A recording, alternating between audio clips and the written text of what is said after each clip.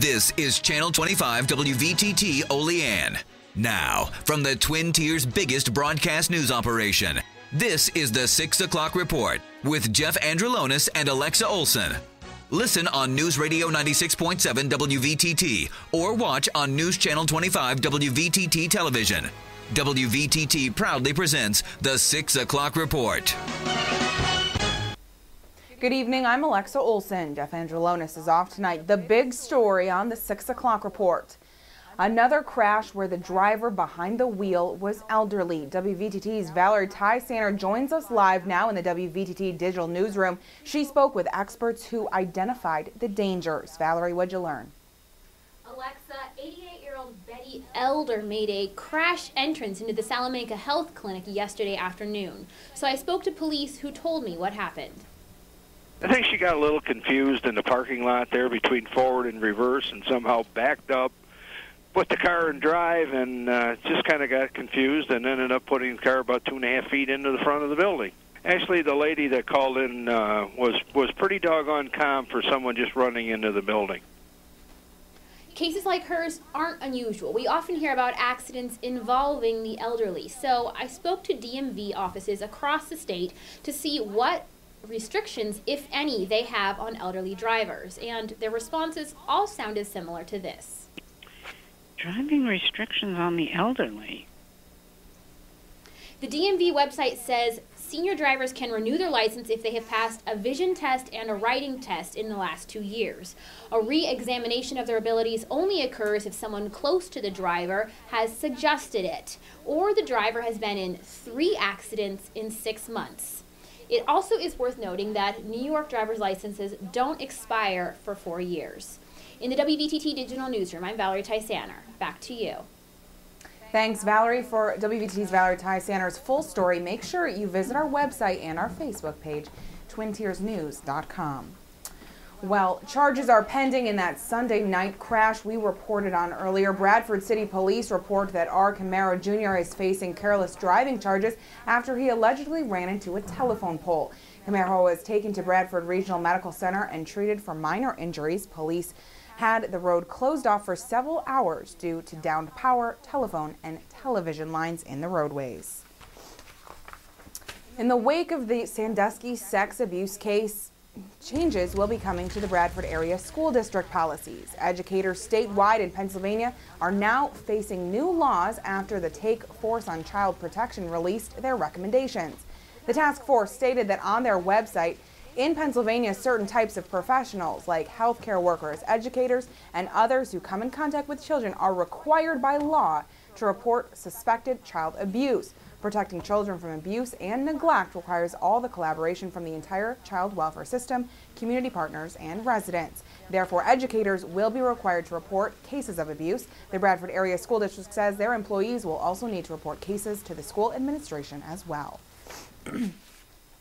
The man accused of killing the superintendent of Clymer Schools is not fighting extradition to Western New York. The deadline for Anthony Taglianetti to file an objection was today, and according to the Chautauqua County District Attorney's Office, authorities will most likely travel to Virginia to get custody of the alleged murderer sometime this week. Now, Taglianetti was arrested just 1 day after authorities named him as their suspect in the murder of Clymer Schools Superintendent Keith Reed Jr. Sources say that Reed was having a relationship with Taglianetti's wife while the couple was separated. 2 teens in Warren County are facing assault charges today after a YouTube video has emerged. According to state troopers, the video shows a 16 and 17-year-old smoking and talking right before attacking their victim. The pair allegedly punched him, knocked him to the ground, and hit him several more times. Police say the victim was not seriously injured. The 2 students will face simple assault and conspiracy charges. The McKean County Fire Police Association will be holding a reorganization meeting on December 13th at the 911 Center in Smethport at 7 p.m. The meeting is scheduled to elect new officers and decide what projects they will be working on for the next couple years. This meeting is open to all fire police in McKean County. Well, this season is a time for giving. WVTT's Ashley Masala reports on an unexpected surprise given to the Olean Genesis House. Ashley. Thanks, Alexa. Thanks to a generous donation from Blanket the City this past week, the Genesis House is handing out blanket coats to anyone who is homeless and may be sleeping in inclement weather this winter. The blanket coat is a full-length jacket made from heavy-duty Army blankets with extendable sleeves and has gloves and a hat built into the coat. The Genesis House received a dozen of these jackets, but the owner of Blanket the City, Keith McHale, said more can be donated if needed. Executive Director of the Genesis House, Lenore Lounsbury, said this is a great donation for people in need.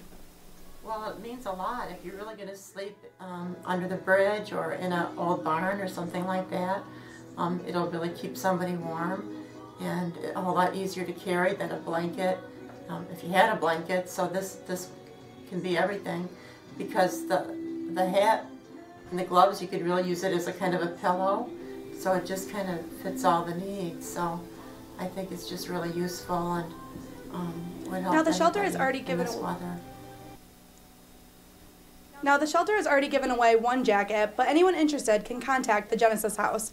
And for an extended version of the interview, visit our Facebook page. Live in the WVTT Digital News Center, I'm Ashley Masala. Back to you, Alexa. Thank you, Ashley. Kane Borough Council met last night, and council members are hoping to refinance a $7.7 million loan Kane took out at the USDA loan in 1994. The borough still owes $6 million on the note. They're hoping to get a lower interest rate. Now, council also discussed upgrading radio communications equipment in order to remain in compliance with federal guidelines. The two teens accused of setting the puppy Phoenix on fire have differing stories about the incident.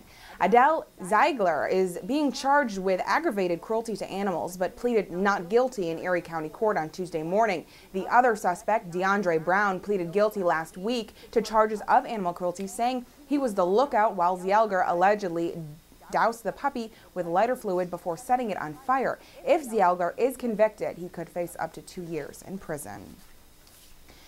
Police are investigating a shooting tonight that killed 2 people just after midnight on Tuesday in Buffalo. A 23-year-old man and a 28-year-old woman were shot and later died at ECMC. The shooting occurred in the 400 block of Minnesota Avenue near Bailey Avenue. According to a friend who was at the scene, the female victim worked for the Buffalo Transportation Authority. Anyone with information is asked to call Buffalo Police confidential tip line at 847-2255.